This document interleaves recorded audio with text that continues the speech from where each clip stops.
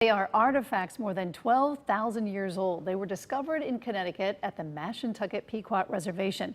They're on display now, and we went to check them out. It's one of the oldest sites in Connecticut and now the oldest site on the Mashantucket Pequot Reservation.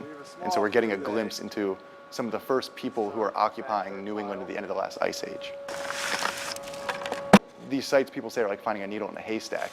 So even finding one was a bit of a surprise. At Mashantucket, there are routine archaeological surveys along the reservation. And during one particular survey, a nice, large, blade-like tool was recovered. And those are characteristic of the Paleo-Indian period. So when we found that, we got very interested that we might have one of these very early sites.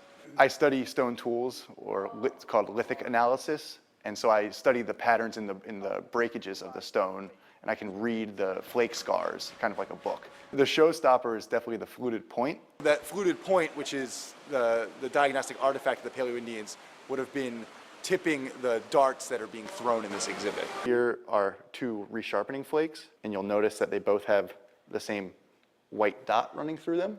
Based on looking at all 900 flakes, found that these two actually can be put back together. It's just the way we keep everything on track in our inventory.